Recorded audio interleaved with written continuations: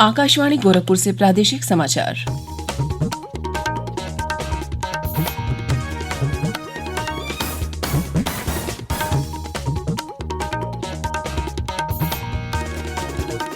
नमस्कार, समाचार बुलेटिन के साथ में शिवानी अरोरा। पहले मुख्य समाचार। केंद्रीय कृषि मंत्री नरेंद्र सिंह तोमर ने किसानों को आश्वस्त किया कि नए कृषि सुधार अधिनियम उनके हित में है। किसानों के साथ चौथे दौर की वार्ता आज होगी नई दिल्ली में। लखनऊ नगर निगम के 200 करोड़ रुपए म्युनिसिपल बॉन्ड की बीएसई में हुई लिस्टिंग। मुख्यमंत्री योगी आदित्यनाथ ने इसे बताया नए युग की शुरुआत। उप मुख्यमंत्री केशव प्रसाद मौर्य ने पर्यावरण संरक्षण की आवश्यकता पर बल देते हुए लोगों से पर्यावरण के प्रति संवेदनशील होकर अपने दायित्वों का निर्वहन करने की अपील की और प्रदेश में कोविड-19 संक्रमित क्षेत्रों की जा रही है मैपिंग। चिन्हित स्थानों की 4 से 10 दिसंबर तक की जाएगी कोरोना की फोकस टेस्टिंग। अब समाचार विस्तार से। केंद्रीय कृषि मंत्री नरेंद्र सिंह तोमर ने किसानों से कहा है कि संसद से पारित 3 नए कृषि कानून उनके हित में हैं। कल नई दिल्ली में पत्रकारों से बातचीत में श्री तोमर ने कहा कि अगर किसानों को इन कानूनों पर कोई आपत्ति है तो सरकार उनकी चिंताओं को दूर करने के लिए उनसे बातचीत करने को तैयार है। कृषि मंत्री ने कहा कि उन्हें प्रदर्शन का रास्ता नहीं अपनाना चाहिए क्योंकि इससे नागरिकों को कठिनाई होती है। कुछ विषयों पर चर्चा हुई है, लेकिन जब तक क्लॉज वाइज क्लॉज एक्ट पर चर्चा न हो और वो एक्ट कैसे किसानों के विरुद्ध है, उसका कौन सा क्लॉज विरुद्ध है, वो तभी तो दिशा आगे बढ़ेगी। सभी किसान बंधुओं से आग्रह करना चाहता हूं कि ये रिफॉर्म किसानों के हित में है और लंबे समय के इंतजार के बाद ये रिफॉर्म आए हैं। किसानों को कहीं भी आपत्ति है तो सरकार उनको सुनने के लिए, उस पर विमर्श करने के लिए, उसका निराकरण करने के लिए पूरी तरह तैयार है। इसलिए आंदोलन का रास्ता किसी को अख्तियार नहीं करना चाहिए। सरकार और किसानों के प्रतिनिधि मंडल के बीच चौथे दौर की बातचीत आज होगी। कृषि मंत्री नरेंद्र सिंह तोमर, वाणिज्य मंत्री पीयूष गोयल और वाणिज्य राज्य मंत्री सोम प्रकाश ने नई दिल्ली में पंजाब के किसान संघों के प्रतिनिधियों से इस मुद्दे पर बैठक की। बैठक में श्री तोमर ने कहा कि सरकार किसानों के कल्याण के लिए प्रतिबद्ध है और कृषि का विकास सरकार की सर्वोच्च प्राथमिकता है। नरेंद्र मोदी सरकार ने देश में कृषि क्षेत्र में परिवर्तन लाने और किसानों की आय दोगुना करने के लिए कई कदम उठाए हैं। सरकार ने इस दिशा में कृषि से संबंधित 3 नए कानून लागू किए हैं। यह एक भ्रम है कि इन कृषि सुधार अधिनियम के लागू होने से न्यूनतम समर्थन मूल्य पर कृषि उत्पादों की खरीद बंद हो जाएगी, जबकि वास्तविकता यह है कि एमएसपी पर खरीद जारी रहेगी और किसान अपनी उपज को एमएसपी दर पर बेच सकते हैं। सरकार ने पिछले 5 वर्षों में धान, गेहूं, दलहन, तिलहन और कोपरा के लिए एमएसपी में पर्याप्त वृद्धि की है। धान के फसल में सरकार ने पिछले 5 वर्षों में एमएसपी में 2.4 गुना की वृद्धि की है। धान पर किसानों को दिया गया वास्तविक भुगतान वर्ष 2009 से 2014 के 2,06,000 करोड़ की तुलना में 4,95,000 करोड़ रुपए रहा। वहीं गेहूं के एमएसपी भुगतान में पिछले 5 वर्ष में 1.77 गुना की वृद्धि हुई। इस दौरान गेहूं पर किया गया एमएसपी भुगतान 2009 से 2014 के 1,68,000 करोड़ रुपए के मुकाबले लगभग 3 लाख करोड़ रुपए रहा। आनंद कुमार, आकाशवाणी समाचार, दिल्ली। केंद्रीय मंत्री प्रकाश जावड़ेकर ने कहा है कि किसानों का कल्याण सरकार की शीर्ष प्राथमिकता है। एक ट्वीट में उन्होंने कहा कि प्रधानमंत्री नरेंद्र मोदी की अगुवाई में एनडीए सरकार ने यह सुनिश्चित किया है कि किसानों को उनकी उपज का उचित मूल्य मिले। श्री जावड़ेकर ने कहा कि प्रतिवर्ष कृषि उपज का न्यूनतम समर्थन मूल्य पर्याप्त रूप से बढ़ाया जा रहा है। लखनऊ नगर निगम के 200 करोड़ रुपए के बॉन्ड को कल बॉम्बे स्टॉक एक्सचेंज में सूचीबद्धकरण किया गया। इस अवसर पर प्रदेश के मुख्यमंत्री योगी आदित्यनाथ भी बम्बई शेयर बाजार में मंत्रिमंडल के कई वरिष्ठ साथियों और अधिकारियों के साथ उपस्थित रहे।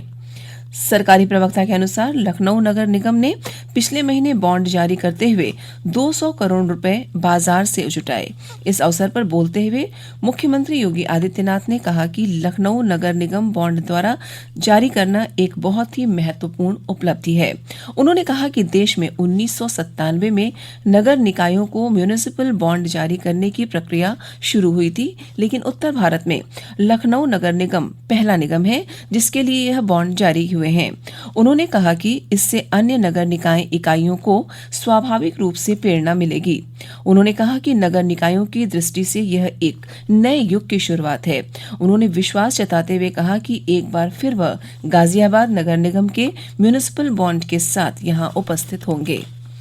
प्रादेशिक समाचार आप आकाशवाणी गोरखपुर से सुन रहे हैं।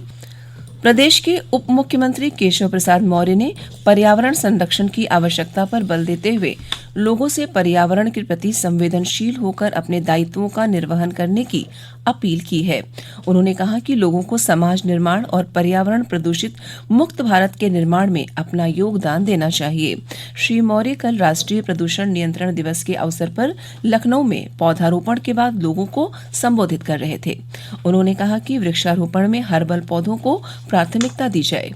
उप मुख्यमंत्री ने बताया कि लोक निर्माण विभाग प्रदेश में हर्बल रोड और हर्बल वाटिकाएं बना रहा है। उन्होंने कहा कि सिंगल बेस्ट यूज प्लास्टिक का सड़कों के निर्माण में ज्यादा से ज्यादा उपयोग किया जाए। श्री मौर्य ने बताया कि नई तकनीक का उपयोग करके 16 लाख टन कार्बन उत्सर्जन में कमी की गई है।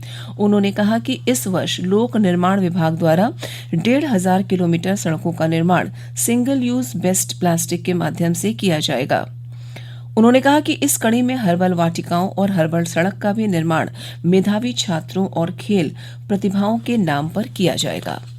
प्रदेश में पिछले 36 घंटों के दौरान कोरोना के 1,799 नए मामले मिलने के बाद राज्य में कोरोना के सक्रिय मामलों की संख्या 22,797 हो गई है।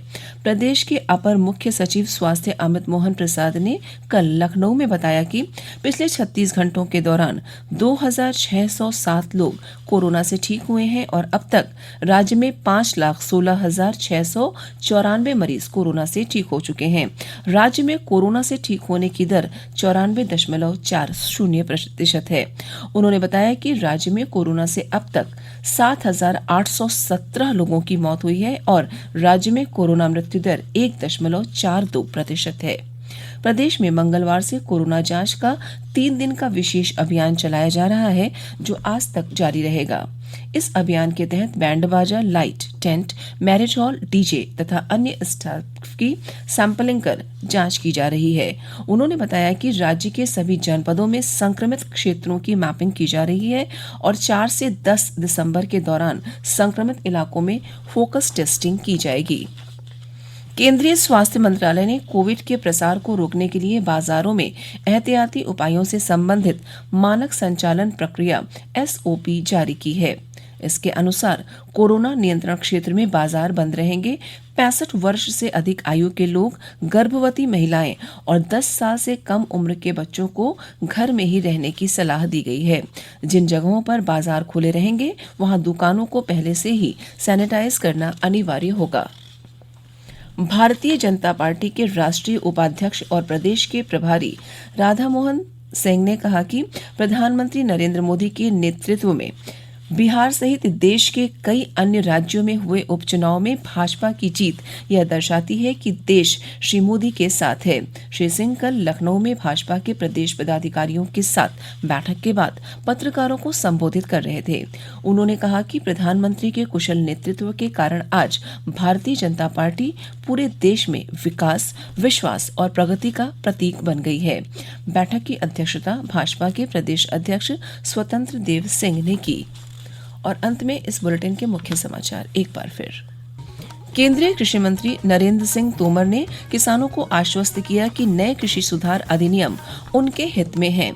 किसानों के साथ चौथे दौर की वार्ता आज होगी नई दिल्ली में। लखनऊ नगर निगम के 200 करोड़ रुपए म्युनिसिपल बॉन्ड की BSE में हुई लिस्टिंग। मुख्यमंत्री योगी आदित्यनाथ ने इसे बताया नए युग की शुरुआत। उप मुख्यमंत्री केशव प्रसाद मौर्य ने पर्यावरण संरक्षण की आवश्यकता पर बल देते हुए लोगों से पर्यावरण के प्रति संवेदनशील होकर अपने दायित्वों का निर्वहन करने की अपील की और प्रदेश में कोविड-19 संक्रमित क्षेत्रों की जा रही है मैपिंग। चिन्हित स्थानों की 4 से 10 दिसंबर तक की जाएगी कोरोना की फोकस टेस्टिंग। इसी के साथ प्रादेशिक समाचार समाप्त हुए। नमस्कार।